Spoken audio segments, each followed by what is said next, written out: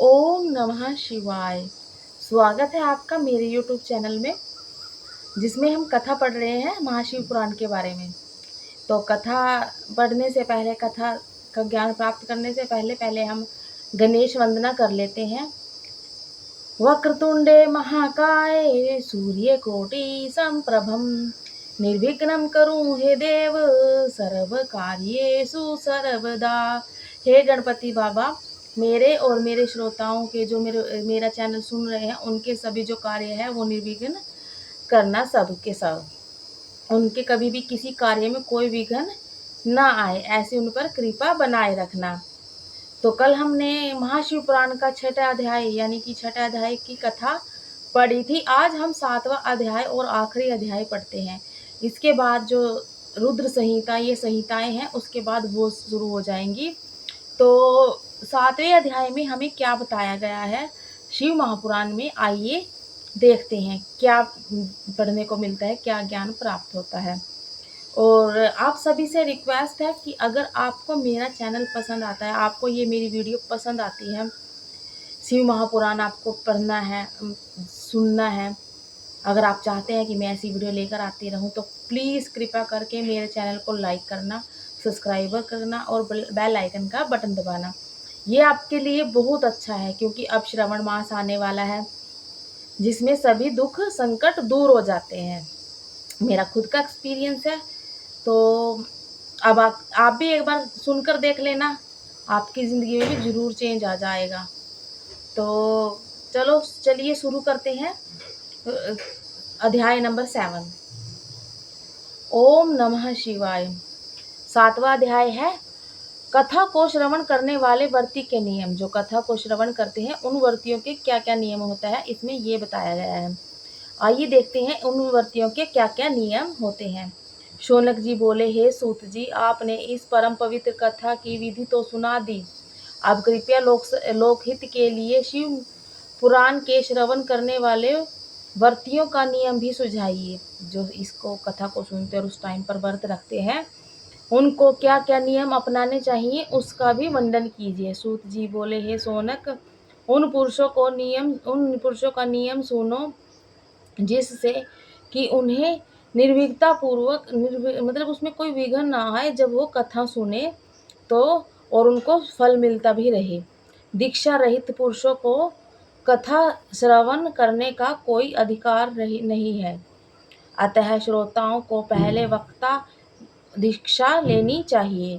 वर्ती को ब्रह्मचार्य पालते हुए भूमिशयन और पत्रावली पर भोजन करना चाहिए। भूमि पर बैठकर और पातल में भोजन खाना चाहिए। भोजन कथा के समाप्ति होने पर करें। भोजन जो है वो कथा जब पूर्ण हो जाए, समाप्त हो जाए, तब ही करें। पुराण समाप्ति पर उपवास अथवा एक समय भोजन करें। शुद्ध मन से शिव पुराण को सुने। घृत, दुग्ध, फलहार अथवा एक समय भोजन करें, या तो दूध का सेवन करें या फल का सेवन करें। सिर्फ एक टाइम पर भोजन करें अथवा श्रवण करें, अथवा एक बार खीर का भोजन करें, या फिर आप एक बार खीर का भोजन कर सकते हैं। जिनसे कथा में विघ्न पड़ने का भय रहता है, वह गृष्ट होता है। क्या क्या होता है, आइए पढ़ते हैं। दालें होती हैं, अन्न होता है, चोरा होता है या राजवंशी के बीज, मसूर की दाल, बासी चीज़ें वर्ती ना खाए।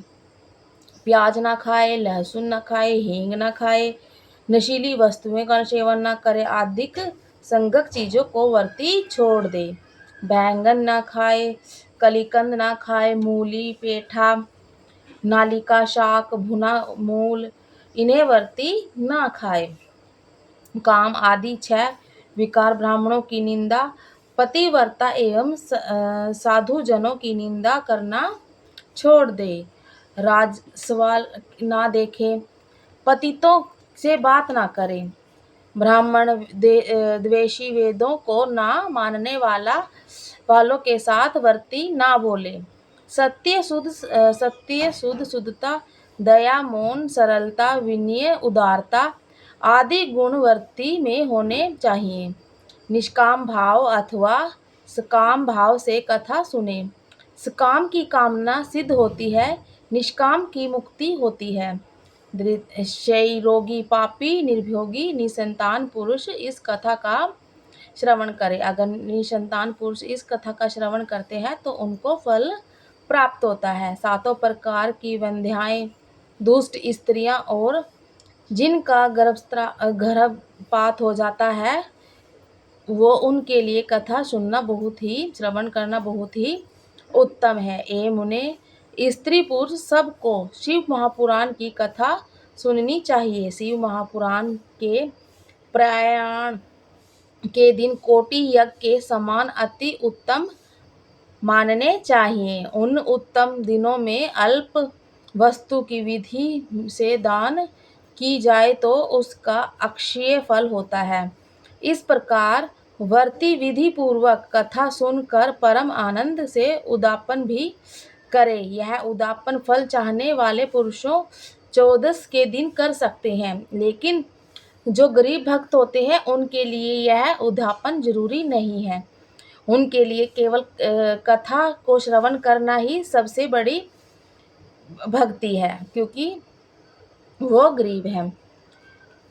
इस प्रयाण से यज्ञोत्सव की समाप्ति पर श्रोताओं को भक्ति पूर्वक पूजा करनी चाहिए। शिव पूजन की भांति पुस्तक का भली भांति पूजन करें।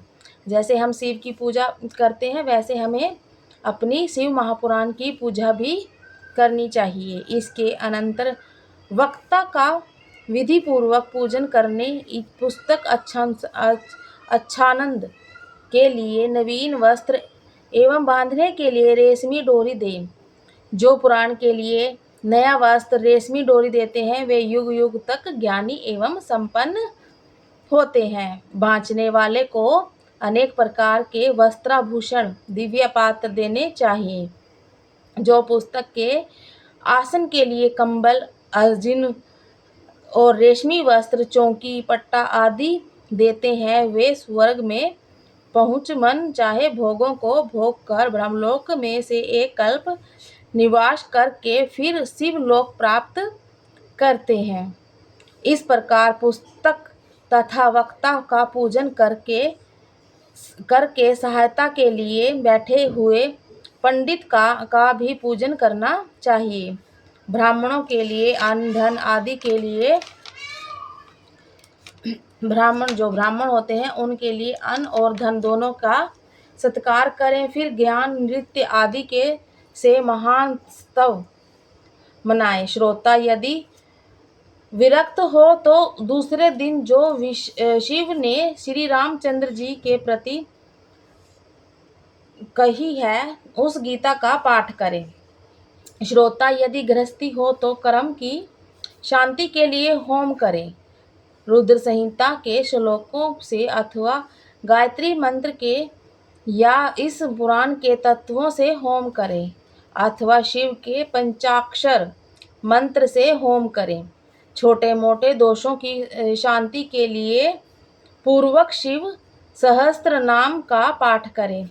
इससे फल सुफल हो, इसमें संशय नहीं है। 11 ब्राह्मणों को खीर का भोजन कराएं और दक्षिणा दें। समर्थक हो तो 3 पल सोने का सिंह बनवा कर शिव संतुष्टि के अर्थ दान करें। दान के प्रभाव से एवं पुराण के प्रभाव से शिवजी के अनुग्रह से मनुष्य पाप मुक्त हो जाता है। ऐसा करने पर शिव पुराण भक्ति मुक्ति के साथ संपूर्ण फल देता है। हे सौनक जी, यह शिव पुराण का महात्म्य है जो मैंने सुना दिया है। अब और क्या सुनना चाहते हो?